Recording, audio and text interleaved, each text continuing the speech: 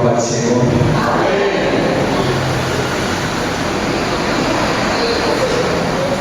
Irmãos, Deus está neste lugar. Deus, Ele não falta comigo. Embora muitas vezes eu e você venhamos a falhar, mas Ele não falha. Ele não falta. E nessa noite Ele está aqui para te abençoar. Então, se eu fosse você, eu abria a tua boca e dava glória a Deus. Se eu fosse você, eu adorava o nome daquele que vive e reina para todos sempre. Porque hoje pode ser o último culto da sua vida. Nós não sabemos o dia de amanhã. Nós sabemos o nosso agora, que estamos vivos e temos fôlego. Podemos adorar. E não faça isso em nome de Jesus nessa noite. Glórias a Deus. Eu gostaria de compartilhar algo que isso tem falado no meu coração, que se encontra no Evangelho de Marcos, no capítulo de número 10. Glórias sejam dadas ao nome do Senhor.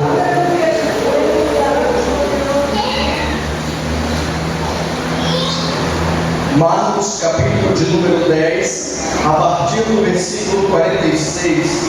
É uma passagem muito conhecida da igreja, uma passagem muito pregada, muito lida, muito falada. Mas nessa noite Deus trouxe algo ao meu coração que eu gostaria de compartilhar com você. Tem como título A Cura do Cego de Jericó. E foram para Jericó.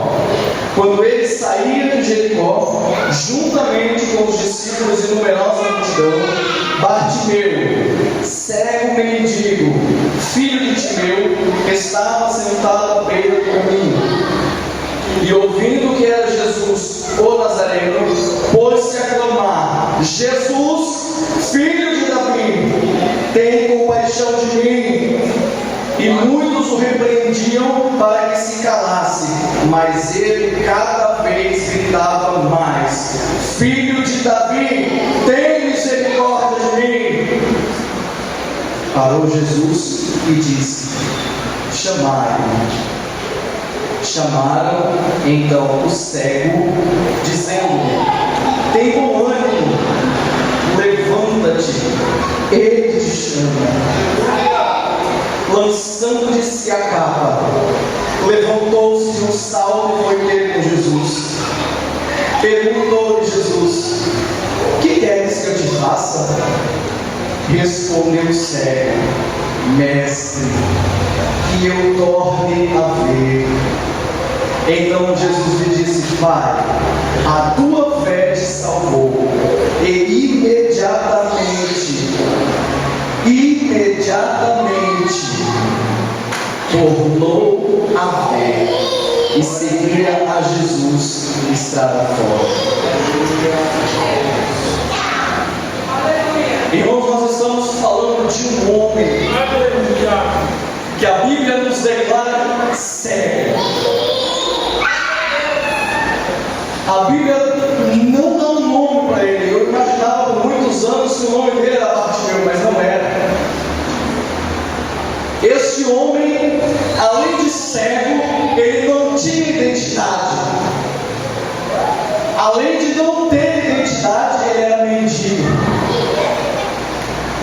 Para um homem que não tinha nome, ele não tinha identidade alguma, ninguém o conhecia, ninguém sabia quem ele era. Porque para o povo judeu, o nome significava muita coisa, significava uma história. E aquele homem não tinha uma história, porque ele não tinha nome. Ele era apenas o cego, filho de Timeu. Um homem sem identidade. Um homem cego, parado à beira do caminho, mendigando. E nessa noite o Senhor colocava no meu coração, enquanto eu estava em casa orando, e falava: Deus, o que tem a ver essa palavra com o que eu estou vivendo, com a igreja?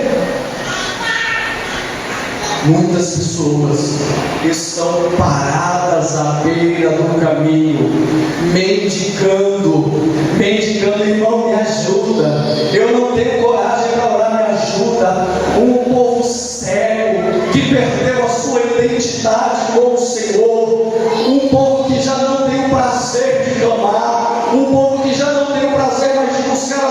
identidade. Eu acho lindo o hino que os adolescentes cantam. Minha identidade é servo do Senhor. Qual é a sua identidade nessa noite? Aquele homem já não tinha uma identidade. A Bíblia não nos fala quantos anos ele tinha, mas nos fala que ele não nasceu cego.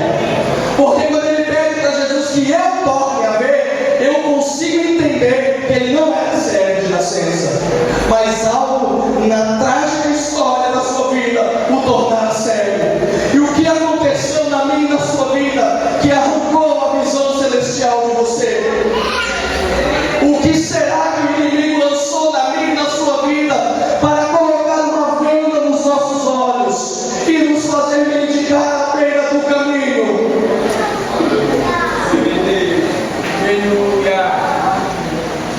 Contamos a palavra de Deus que aquele homem portava uma capa.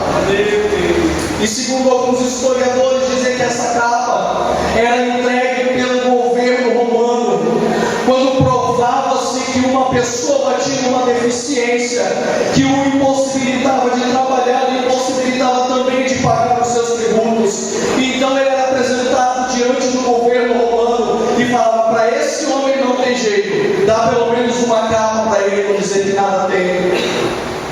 A capa simbolizava a miséria que Bartimeu vivia. Mas chegou o grande dia em que Jesus passava pelo caminho e aquele homem estava ali sentado e mendigando. Aquele homem não tinha esperança de mais nada. Ele só tinha certeza de que o amanhã dele seria novamente mendigar. E talvez na minha e na tua vida também exista essa certeza: amanhã para mim também não vai dar. Mas nessa noite ele passa por aqui no meio da sua igreja. Então, minha querida, não fique com os seus lábios cerrados. Clame: Jesus, filho de Davi, tem misericórdia de mim. Aquele homem não teve vergonha de clamar, porque ele sabia que o único que podia ajudar era Jesus o Nazareno. Não fique com vergonha nessa noite. Se a lágrima escorrer no seu rosto e manchar sua maquiagem, se os cabelos ficarem para cima, não importa, mas clame: Jesus, filho de Davi, tem misericórdia de mim.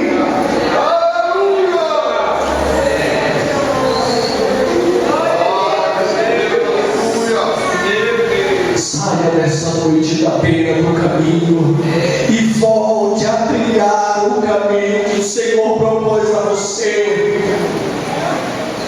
De repente, aquele povo começava a falar: cala a boca, rapaz, ele não vai te ouvir. Tanta gente perto dele, tu acha que ele vai ouvir você? Mas isso fala para você também. Você acha que orando tanto Deus vai te responder? Você acha que essa vida que você leva, Deus vai te ouvir? Jesus estava passando e ao longe eu começo a crer. Ele ouviu aquele clamor: Jesus, filho de Davi, tem misericórdia de mim. Jesus, filho de Davi. E ele não parava de clamar. O nosso maior problema é que a gente se acomoda e para de clamar, para de buscar a presença do Todo-Poderoso. Mas aquele homem fazia o contrário. Ele clamava cada vez mais, com mais força, com mais vigor, com mais certeza daquele que podia o ouvir. E Jesus de repente parou.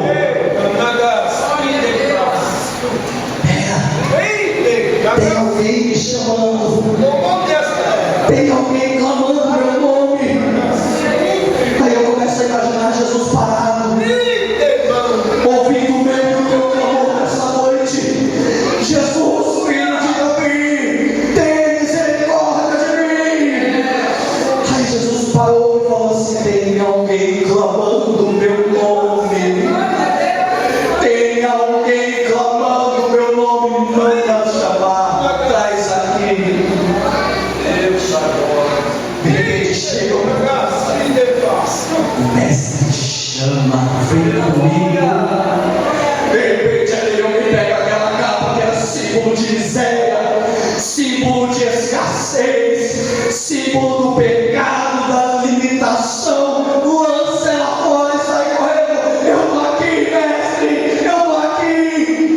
olha para ele e pergunta assim: filho,